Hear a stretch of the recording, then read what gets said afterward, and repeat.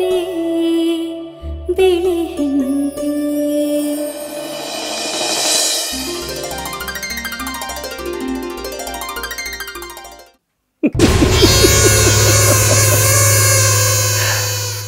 ನನ್ನ ಸಂಚಿನ ಪ್ರಕಾರವೇ ಎಲ್ಲ ಕಾಯು ನಡೀತಾ ಇದೆ.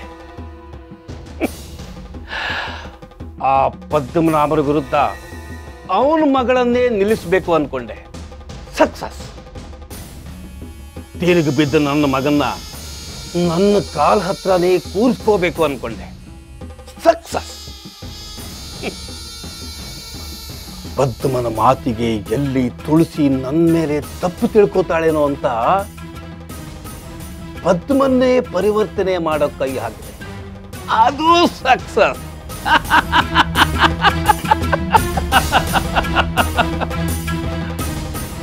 ಇನ್ನು ಬಾಕಿ ಉಳಿದಿರೋದು ಆ ಪದ್ಮನಾಭನ್ನ ನೇರವಾಗಿ ರಣರಂಗಕ್ಕೆ ಕರ್ಕೊಂಡು ಬಂದು ನಾಶ ಮಾಡೋದೆ.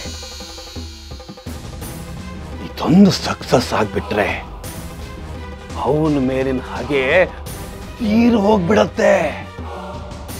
ಹಾಗಾದ್ರೆ ನಾನು ಸಾಯೋ ಸಂದರ್ಭದಲ್ಲಿ ನನ್ನ ಕಣ್ಣಂಚಲ್ಲಿ ನಿಶ್ಚಿಂತೆ ಇರುತ್ತೆ. ನನ್ನ ಆತ್ಮ ನೇರವಾಗಿ ಭಗವಂತನಲ್ಲಿ ಲೀನ ಆಗ್ಬಿಡತ್ತೆ. ಆಗ್ಬೇಕು. ನನ್ನ ಜೀವನದಲ್ಲಿ ಹಾಗಾಗ್ಲೇಬೇಕು.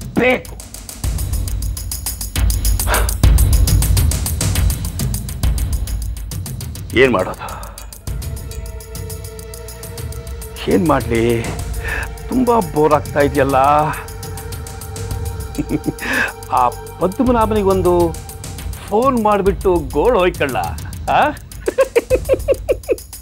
ಸರಿ.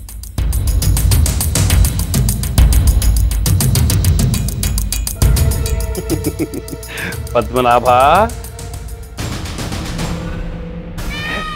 ಬೇಡ ಬೇಡ, ನಾನು ಕೊಡೋ ಟೆನ್ಷನ್ಗೆ ಅವನೇನಾದ್ರು ಸತ್ತೋಗ್ಬಿಟ್ರೆ ಆಗ ಧರ್ಮಾಧಿಕಾರಿ ಪಟ್ಟ ನನಗೆ ಸಲೀಸಾಗಿ ಸಿಕ್ಬಿಡುತ್ತೆ. ಹಾಗೆ ಸಿಕ್ಕಬಾರ್ದು.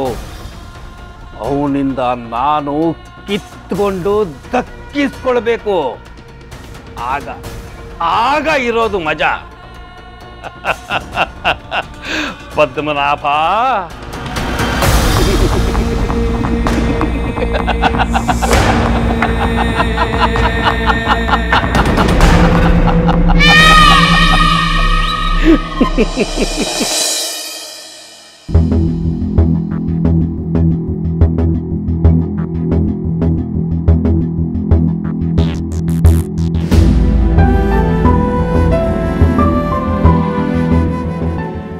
ಭಾವ, ನೀನ್ ದಿನೇ ದಿನೇ ಕಳ್ದೋಗ್ತಿದ್ಯಾ ಭಾವ. ಮುಂಚೆಲ್ಲ ನಿನ್ ಮುಖದಲ್ಲಿ ತುಂಬಾ ಕ್ಯೂಟ್ ಆಗಿ ಒಂದ್ ನಗು ಮಿನುಗ್ತಾ ಇತ್ತು. ಆದ್ರೆ ಇವಾಗ ಅದು ಕಾಣಿಸ್ತಿಲ್ಲ ಭಾವ.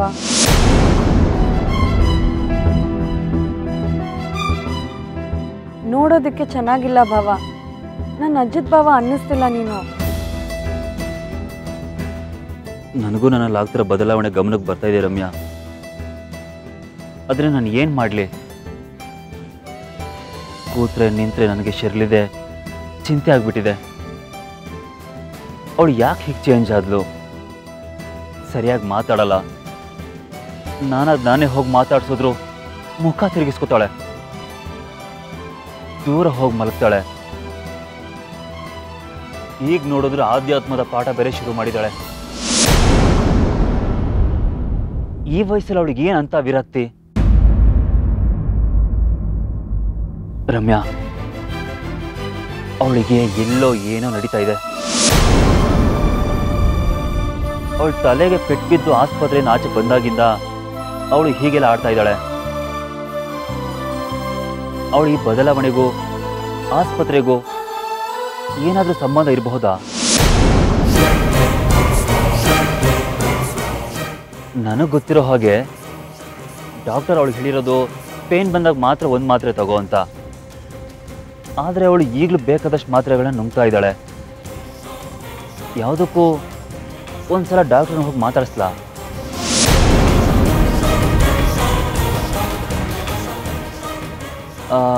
ಅಥವಾ ಆ ಮಾತ್ರೆಗಳನ್ನ ತಗೊಂಡು ಹೋಗಿ ಬೇರೆ ಡಾಕ್ಟರ್ ಹತ್ರ ಯಾಕೆ ಈ ಮಾತ್ರೆಗಳನ್ನ ಕೊಟ್ಟಿದ್ದಾರೆ ಅಂತ ತಿಳ್ಕೊಳ್ಳ.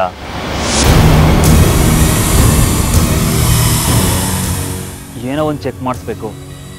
ಆದಷ್ಟು ಬೇಗ ಅವಳ ಸಮಸ್ಯೆ ಏನು, ಫಿಸಿಕಲಾ ಅಥವಾ ತಲೆ ಏಟಾಗಿರೋದಕ್ಕೆ ಅವಳು ಹೀಗೆಲ್ಲ ವಿಚಿತ್ರವಾಗಿ ಆಡ್ತಾ ಇದ್ದಾಳೆ ಅಂತ ತಿಳ್ಕೋಬೇಕು.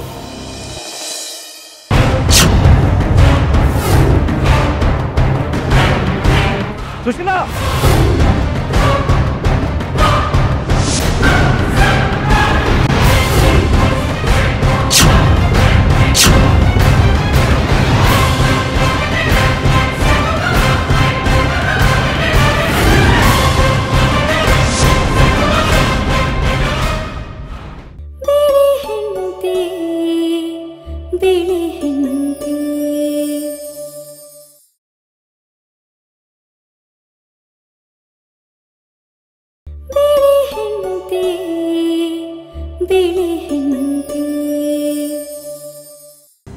ಅಜಿತಾ,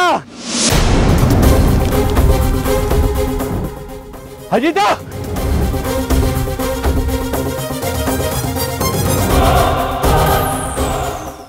ಅಜಿತಾ, ಎಲ್ಲೆಲ್ಲ ಹುಡ್ಕೋದು ನೀನ? ಇಲ್ಲೇನ ಮಾಡ್ತಿದ್ಯಾ? ಯಾಕಣ್ಣ ಹೀಗೆ ಎದ್ನೋ ಬಿದ್ದು ಅಂತ ಓಡ್ ಬರ್ತಾ ಇದೆಯಾ? ಏನಾಯ್ತು? ವಿಷಯ ಕೇಳಿದ್ರೆ ನೀನು ಎದ್ನೋ ಬಿದ್ನೋ ಅಂತ ಮನೆಗೆ ಓಡೋಗ್ತೀಯಾ? ಅಲ್ಲಿ ಶರ್ಲಿ ಶರ್ಲಿ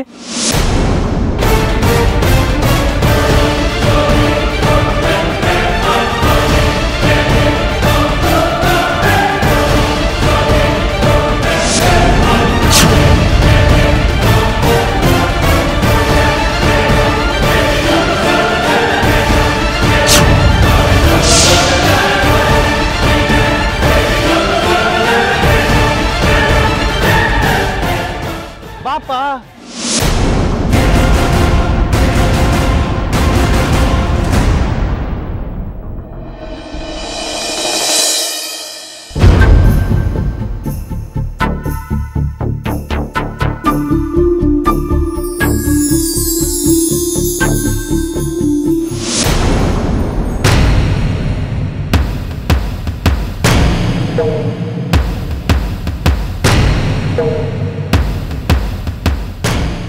ಸುಶೀಲಾ, ಸುಶೀಲಾ,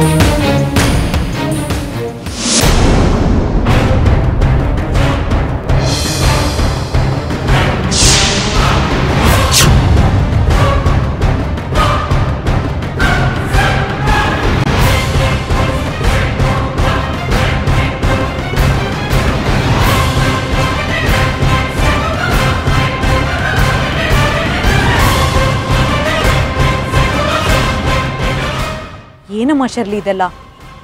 ಇದ್ದಕ್ಕಿದ್ದಾಗೆ ಓಂ ಶಕ್ತಿ ಮಾಲೆ ಹಾಕೊಂಡು ಬಂದಿದ್ಯಾ? ಅದು ಒಂದು ಮಾತು ಹೇಳ್ದೆ. ನಾವು ನಿನಗೆ ಮಾಲೆ ಬಗ್ಗೆ ಹೇಳ್ಕೊಟ್ಟಿದ್ದೆ ತಪ್ಪಾಯ್ತು ಅಲ್ಲಿಗೆ. ಯಾಕೆ ಮಾವ, ನಾನು ಮಾಲೆ ಹಾಕ್ಬಾರ್ದಾ? ತಪ್ಪಾ?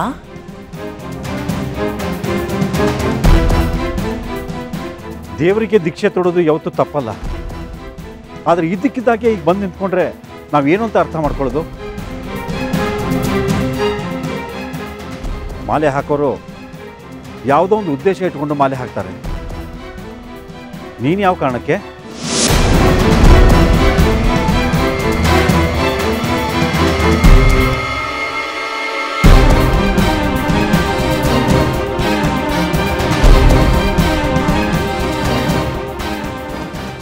ನನಗೆ ಇದು ಬೇಕು ಅಂತ ದೇವರನ್ನ ಪ್ರೇ ಮಾಡಿದ್ರೆ ಅದು ಸೆಲ್ಫಿಶ್ನೆಸ್ ಆಗುತ್ತೆ ಮಾವ, ಭಕ್ತಿ ಆಗೋಲ್ಲ.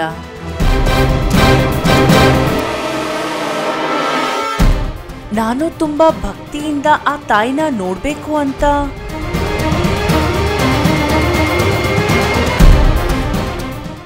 ನಿಜಕ್ಕೂ ನೀನ್ ಭಕ್ತಿಯಿಂದ ಮಾಲೆ ಹಾಕ್ದ ಶರ್ಲಿ, ಅದು ಆ ತಾಯಿನ ನೋಡ್ಬೇಕು ಅಂತ. ನಿನ್ನೆವರೆಗೂ ಆ ತಾಯಿ ಯಾವ ದಿಕ್ಕಲ್ಲಿದ್ದಾಳೆ ಅನ್ನೋದು ನಿನ್ಗೆ ಗೊತ್ತಿರ್ಲಿಲ್ಲ. ಇದ್ದಕ್ಕಿದ್ದ ಹಾಗೆ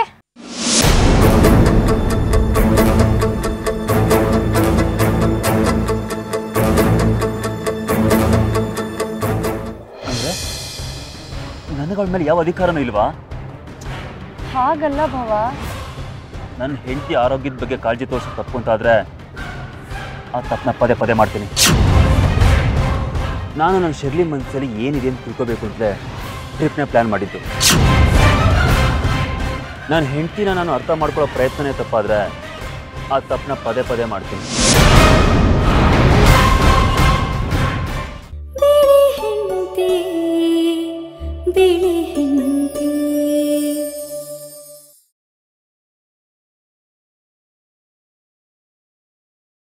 ಬಿಳಿ ಹೆಂಡತಿ ಬಿಳಿ ಹೆಂಡತಿ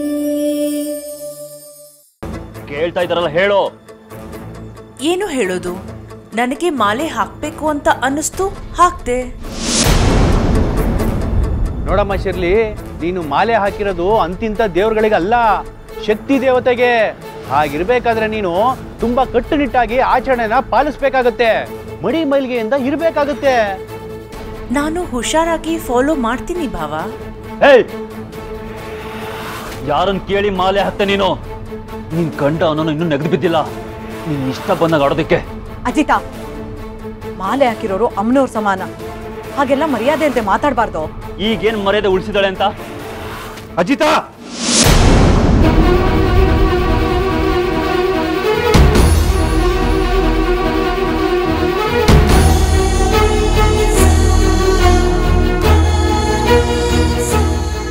ಸೊಸೆ ಮೊದಲೇ ಸಲ ಶಕ್ತಿ ದೇವತೆಯಾಗಿ ಮನೆ ಒಳಗಡೆ ಕಾಲಿಡ್ತಿದ್ದಾಳೆ.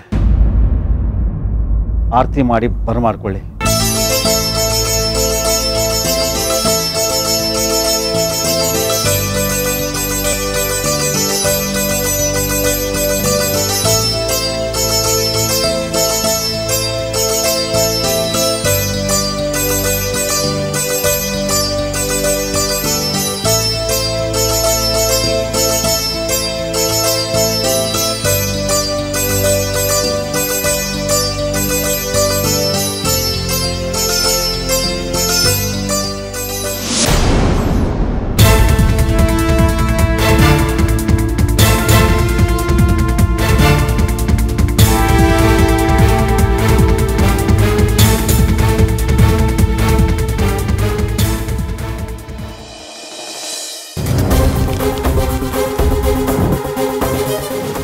ಹೇಳಿ ಸೀತಾರಾಮ ಶಾಸ್ತ್ರಿಗಳೇ. ಹೌದಾ?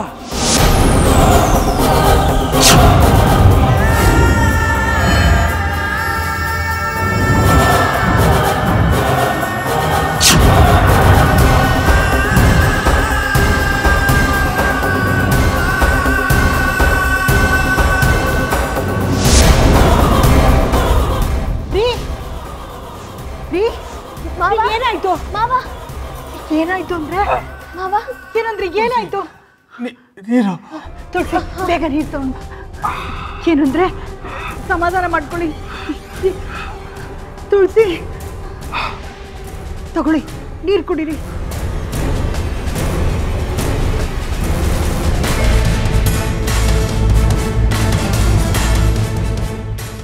ಏನಂದ್ರೆ ಏನಾಯ್ತು ಅಂದ್ರೆ ನಿಮ್ಗೆ?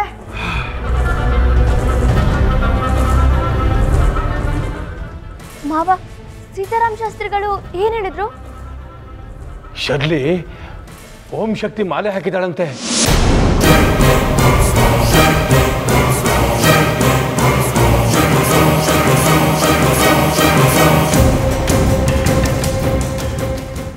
ಮಾಲೆ ಹಾಕೋದು ಅಂದ್ರೆ ಸಾಮಾನ್ಯನ ತುಳಸಿ. ಶ್ರದ್ಧಾ ಭಕ್ತಿಯಿಂದ ಕಟ್ಟುನಿಟ್ಟಾಗಿ ಆಚರಣೆ ಮಾಡಬೇಕು. ನಮ್ಮ ಹೆಣ್ಮಕ್ಳೇ ಮಾಲೆ ಹಾಕೋದಕ್ಕೆ ಮೀನಮೇಷ ಎಣಿಸ್ತಾರೆ, 28 ಸಲ ಆಲೋಚನೆ ಮಾಡ್ತಾರೆ. ಅಂಥದ್ರಲ್ಲಿ ಒಬ್ಬ ವಿದೇಶಿ ಹೆಣ್ಮಗಳು ಇಂಥ ನಿರ್ಧಾರನ ಕೈಗೊಳ್ತಾಳೆ ಅಂದ್ರೆ ಏನೋಪ್ಪ, ನನಗೇನು ಹೇಳಬೇಕು ಅಂತಾನೆ ಅರ್ಥ ಆಗ್ತಾ ಇಲ್ಲ. ಮಾಲೆ ಹಾಕೋದಂದ್ರೆ ಅವಳೇನು ತಮಾಷೆ ಅನ್ಕೊಂಡ್ಬಿಟ್ಟಿದ್ದಾಳ? ಅಲ್ಲ ಅಂದ್ರೆ ಅವಳೇನೋ ವಿದೇಶದವಳು, ಬುದ್ಧಿ ಇಲ್ಲದೆ ಆಡ್ತಾಳೆ. ಆದ್ರೆ ಆ ಪದ್ಮನಾಭ ಶಾಸ್ತ್ರಿ ಬುದ್ಧಿಗೆ ಮಂಕ್ ಬಡ್ದಿದ್ಯಾ? ಅವ್ರು ಹೇಗೆ ಅವಳನ್ನು ಬಿಟ್ರು? ನನಗೂ ಅದೇ ಅರ್ಥ ಆಗ್ತಾ ಇಲ್ಲ. ಆ ಪದ್ಮನಾಭ ಎಲ್ಲ ಬಲ್ಲವನು, ಅದರಲ್ಲೂ ಶಕ್ತಿ ದೇವತೆ ಬಗ್ಗೆ, ಆಕೆಯ ಕೋಪದ ಬಗ್ಗೆ ಚೆನ್ನಾಗಿ ಅರಿವಿರೋನು. ಅಂಥವನೇ ಇದನ್ನೆಲ್ಲ ನೋಡಿಕೊಂಡು ಸುಮ್ಮನಿದ್ದಾನೆ ಅಂದರೆ ನನಗೆ ಯಾಕೋ ಅವನ ಮೇಲೆ ಅನುಮಾನ ಬರ್ತಾ ಇದೆ. ತುಳಸಿ ನಮ್ಮ ಮನೆ ಸೊಸೆ ಆದಾಗ್ಲಿಂದ ಅವನಿಗೆ ಯಾವುದ್ರ ಮೇಲೂ ಆಸಕ್ತಿನೇ ಇಲ್ಲಂತೆ. ಮೊದಲಿನ ಥರ ಇಲ್ಲಂತೆ. ಅವನು ಯಾವಾಗಲೂ ನಮ್ಮನ್ನು ಬೈತಾನೆ ಇರ್ತಾನಂತೆ. ಮನೆಯಲ್ಲಿ ಅಪ್ಪಿತಪ್ಪಿ ಆ ಸುಶೀಲಮ್ಮ ತುಳಸಿ ಹೆಸರು ಹೇಳಿದ್ರೆ ಅವ್ರಿಗೆ ಹೊಡಿಲಿಕ್ಕೆ ಹೋಗ್ತಾನಂತೆ. ಮೊದಲು ಊರ್ ಜನ ಹೇಳಿದ್ದನ್ನ ನಾನು ನಂಬಿರ್ಲಿಲ್ಲ. ಯಾವಾಗ ನನ್ನ ಮಗ ಸೊಸೆನ ಊಟದ ಎಲೆ ಮುಂದೆ ಎಬ್ಬಿಸಿ ಕಳಿಸಿದ್ನೋ ಆಗ ಊರ್ ಜನ ಹೇಳಿದ್ದು ನನಗೆ ಅರ್ಥ ಆಯ್ತು.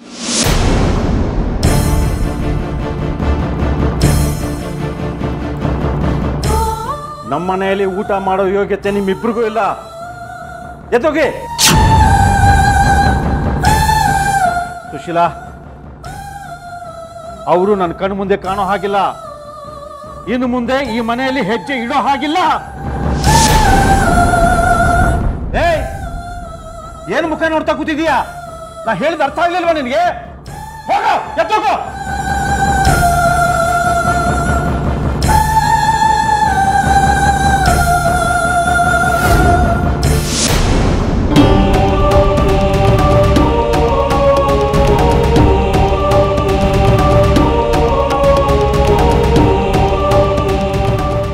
ತುಳಸಿ ಗರ್ಭಿಣಿ ಆಗಿದ್ದಾಳೆ ಅಂತ ಪಾಯಸ ಮಾಡಿ ತಂದ್ಕೊಟ್ರೆ ಆ ಬಟ್ಲನ್ನೇ ಎಸೆದು ಬಿಟ್ಟಂತೆ.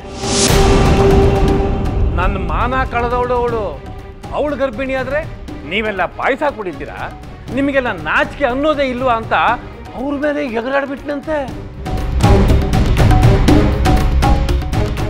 ನನ್ನ ಮೇಲಿನ ದ್ವೇಷ ಅವನ ವ್ಯಕ್ತಿತ್ವನೇ ಬದಲಾಯಿಸಿ ಅವನನ್ನು ರಾಕ್ಷಸನ ನಾನು ಮಾಡಿಬಿಟ್ಟಿದೆ ಅನ್ನೋದನ್ನ ನೆನೆಸ್ಕೊಳ್ಳುವಾಗ ನನಗೆ ತುಂಬಾ ದುಃಖ ಆಗ್ತಿದೆ. ಪದ್ಮ, ಸುಮ್ನಿರಿ ಅಂದ್ರೆ ನೀವು. ಪಾಪಿಗಳ ಮೇಲೆ ಅನುಕಂಪ ತೋರಿಸ್ಬೇಡಿ. ವಿನಾಶ ಕಾಲಕ್ಕೆ ವಿಪರೀತ ಬುದ್ಧಿ ಅಂತೆ. ಅವ್ರು ಮಾಡಿದ್ದು ಅವರನ್ನೇ ಸುಟ್ಟಾಕತ್ತೆ.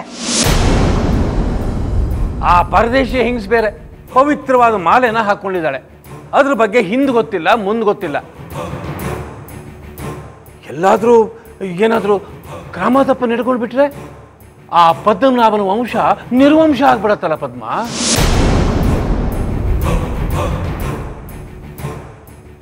ನಿಮಗ್ ಮಾಡ್ದ ಅನ್ಯಾಯ ಅವ್ರು ಸಹಿಸ್ಕೊಳಕ್ಕಾಗದೆ ಆ ಅಮ್ಮನವ್ರೆ ಅವ್ರಿಗೆ ಶಿಕ್ಷೆ ಕೊಡೋಕ್ ಹೊರಟಿದಾರೋ ಏನೋ. ಹಾಗೆಲ್ಲ ಅನ್ಬೇಡ ಪದ್ಮ. ಎಷ್ಟೇ ಆಗಲಿ ಆ ಪದ್ಮನಾಭ ನಮ್ಮ ಬೀಗರು. ಅವನು ಹಾಳಾಗಬಾರ್ದು, ಚೆನ್ನಾಗಿರ್ಬೇಕು.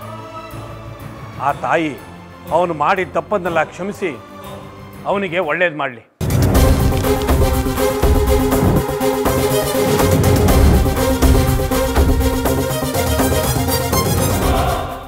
ಆ ಶರ್ಲಿಗೆ 4 ಸದಿಗೆ ಮೂರಿಯಲ್ಲಿ ಕೂರ್ಸೋದ್ಬಿಟ್ಟು ಅದೇನಕ್ಕೆ ತಲೆ ಮೇಲೆ ಹೊತ್ಕೊಂಡು ಕೂತಿದಾರೋ ಆ ಪದ್ಮನಾಭ ಶಾಸ್ತ್ರಿಗಳು, ನನಗಂತೂ ಗೊತ್ತಾಗ್ತಿಲ್ಲ.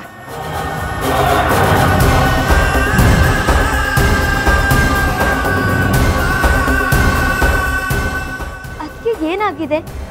ಯಾಕೆ ಅವರಿಗೆ ಹುಚ್ಚುಚ್ಚಾಗಿ ಆಡ್ತಿದ್ದಾರೆ? ಅಮ್ಮನವ್ರ ಕೋಪದಿಂದ ಆ ಮನೆಯವ್ರಿಗೇನಾದ್ರು ಆಗ್ಬಿಟ್ರೆ?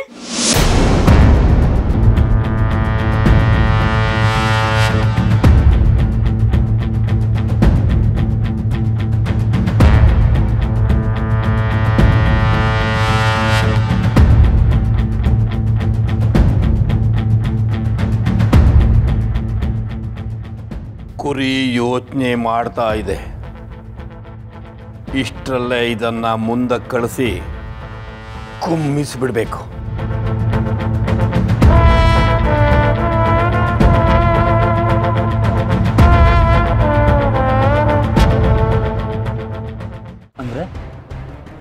ನನಗಳ ಮೇಲೆ ಯಾವ ಅಧಿಕಾರನೂ ಇಲ್ವಾ?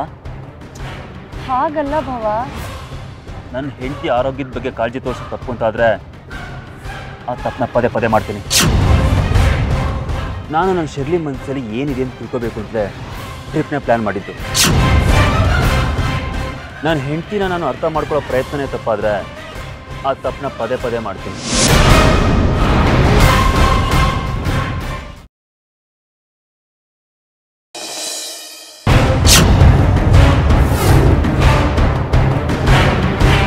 ಸುಶೀಲಾ,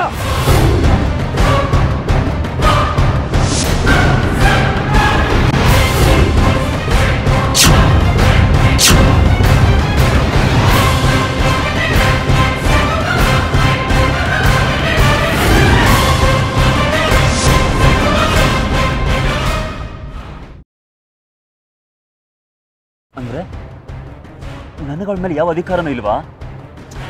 ಹಾಗಲ್ಲ ಭವ.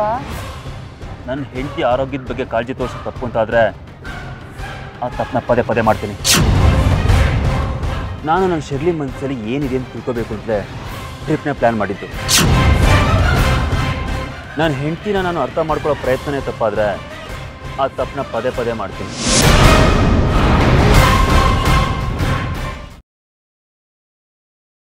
ಅಂದರೆ ನನಗಳ ಮೇಲೆ ಯಾವ ಅಧಿಕಾರನೂ ಇಲ್ವಾ? ಹಾಗಲ್ಲ ಭವ. ನನ್ನ ಹೆಂಡತಿ ಆರೋಗ್ಯದ ಬಗ್ಗೆ ಕಾಳಜಿ ತೋರಿಸೋ ತಪ್ಪು ಅಂತಾದರೆ ಆ ತಪ್ಪನ್ನ ಪದೇ ಪದೇ ಮಾಡ್ತೀನಿ. ನಾನು ನನ್ನ ಶರ್ಲಿ ಮನಸ್ಸಲ್ಲಿ ಏನಿದೆ ಅಂತ ತಿಳ್ಕೋಬೇಕು ಅಂತಲೇ ಟ್ರಿಪ್ನೇ ಪ್ಲ್ಯಾನ್ ಮಾಡಿದ್ದು. ನನ್ನ ಹೆಂಡತಿನ ನಾನು ಅರ್ಥ ಮಾಡ್ಕೊಳ್ಳೋ ಪ್ರಯತ್ನನೇ ತಪ್ಪಾದರೆ ಆ ತಪ್ಪನ್ನ ಪದೇ ಪದೇ ಮಾಡ್ತೀನಿ.